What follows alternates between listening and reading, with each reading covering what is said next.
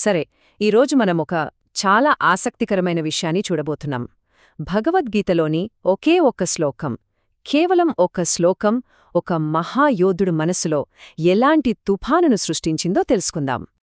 ఒక్కసారి ఊహించుకోండి, విజయమనేది ఇక చేతికి అందిన్నట్టే. ఎదురుగా అపారమైన సైన్యముంది, అంతా సిద్ధం. కాని సరిగ్గా అదే క్షణంలో ఆ మహాయోధుడు తన ఆయుధాల్ని పక్కన పడేశాడు. ఎందుకు? అసలు ఎందుకిలా జరిగింది? ఈ ప్రశ్నకు సమాధానం వెతకడమే ఈరోజు మన ప్రయత్నం. మనం మాట్లాడుకునేది ఏదో చిన్న యుద్ధం గురించి కాదు, ఇది కురుక్షేత్ర సంగ్రామం. మరి మన యోధుడెవరో తెలుసా? సాక్షాత్తు అర్జునుడు. ఆ కాలంలోనే అత్యుత్తమ ధనుర్ధరుడు. అంతా సిద్ధంగా ఉంది, గెలుపు ఖాయమనుకుంటున్న టైంలో అక్కడే అసలు కథ మొదలైంది. సరే, ముందుగా కథను పూర్తిగా మార్చేసిన ఆ ఊహించని సంఘటన ఏంటో చూద్దాం. ఇక్కడ కనిపిస్తున్న ఈ పేజీ ఉందే, దీన్నే మనం ఆధారంగా తీసుకుంటున్నాం. చూట్టానికిదొక మామూలు పేజీలానే ఉన్నా మొత్తం కథను మార్చేసిన ఆ కీలకమైన క్షణం, అర్జునుడి అంతర్మథనాన్ని అర్థం చేసుకోవడానికి కావాల్సిన తాళంచెవి అంతా ఇందులోనే ఉంది. రైట్, ఇక అసలు విషయానికొద్దాం. ఆ శ్లోకాన్ని ఇప్పుడు మనం లోతుగా పరిశీలిద్దాం. అసలందులో ఏముందో చూద్దాం. ఆ శ్లోకం ఇదే. సంజయుడు ధృతరాష్ట్రుడికి యుద్ధభూమిలో జరుగుతున్నది వివరిస్తూ చెప్పిన మాటలివి. పైకి కొన్ని పదాల్లానే కనిపిస్తున్నా ఒక మహాయోధుడి మానసిక స్థితి మొత్తాన్ని ఈ శ్లోకం పట్టి చూపిస్తుంది. ఇది మన పరిశోధనలో ఒక ముఖ్యమైన సాక్ష్యం అన్నమాట. సరే, ఇంతటి గంభీరమైన శ్లోకాన్ని అర్థం చేసుకోవాలంటే దాన్ని చిన్న చిన్న ముక్కలుగా విడగొట్టాలి. అంటే పదాన్ని విడదీసి చూస్తేనే అసలు భావం మనకు స్పష్టంగా అర్థమవుతుంది. పదండి, అలానే చేద్దాం. ఇక పదాల్లో దాగి ఉన్న అర్థమేంటో చూద్దాం.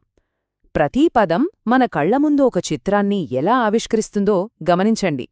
ఇక్కడ మొదటి అత్యంత కీలకమైన చర్య విసృజ్య సశరం చాపం, అంటే తన విల్లుని బాణాల్ని పక్కన పడేశాడు. ఆలోచించండి, ఇది కేవలం ఆయుధాల్ని వదిలేయడం కాదు, ఒక యోధుడికి అవే ప్రాణం. అంటే తన కర్తవ్యాన్ని, తన గుర్తింపునే పక్కన పెట్టేసినట్టు లెక్క.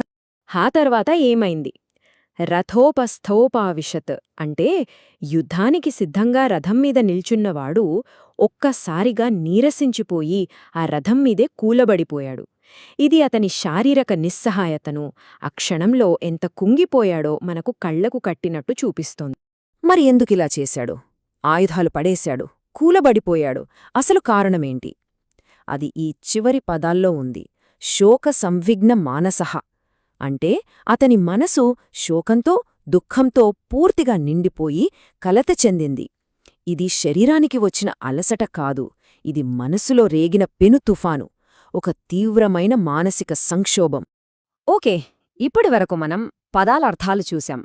ఇప్పుడు వీటన్నింటినీ కలిపి చూస్తే అర్జునుడి మానసిక స్థితి ఎలా ఉందో మనకొక స్పష్టమైన చిత్రం వస్తుంది. ఆ దుఃఖం వెనుక ఉన్న కారణాలేంటో ఇప్పుడు చూద్దాం. అంతటి మహావీరుడికి అంత దుఃఖమెందుకొచ్చింది?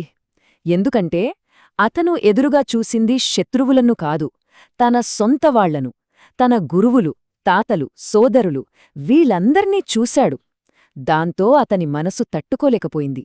విపరీతమైన దుఃఖంతో వాళ్లమీద చెప్పలేని కరుణతో నిండిపోయింది. ఇక్కడ మనం ఒక విషయం గమనించాలి. ఇది అర్జునుడి బలహీనత అస్సలు కాదు. నిజానికి ఈ మూలగ్రంథం అతన్ని దయాపరుడు అని చెప్పుతోంది. అంటే అతను చాలా సున్నితమైన హృదయం, కరుణ ఉన్న వ్యక్తి. అతనిలో ఉన్న ఆ గొప్ప గుణమే, ఆ కరుణే అతన్ని అంతటి సంక్షోభంలోకి నెట్టింది.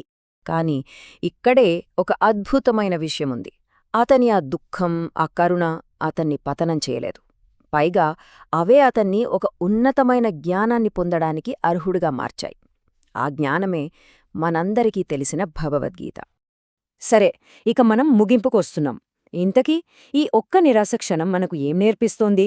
దాని ప్రాముఖ్యత ఏంటో చూద్దాం. మనమందరం గుర్తుంచుకోవాల్సిన విషయం ఒకటుంది. అర్జునుడు ఆయుధాలు వదిలేయడంతో కథ అయిపోలేదు. నిజానికి అక్కడినుంచే అసలు కథ మొదలైంది. అది ముగింపు కాడు, ఒక గొప్ప ఆరంభానికి నాంది.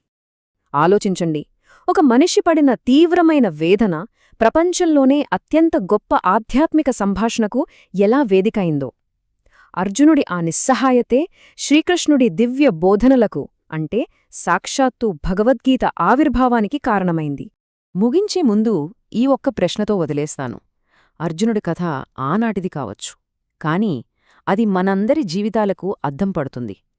ఎప్పుడైనా మన జీవితంలో ఒక పెద్ద సంక్షోభం ఎదురైనప్పుడు అది అంతమనుకుంటాం, కాని బహుశా అది అంతం కాదేమో. వినడానికి మనం సిద్ధంగా ఉంటే ఒక కొత్త జ్ఞానానికి అది ఆరంభం కావచ్చు కదా.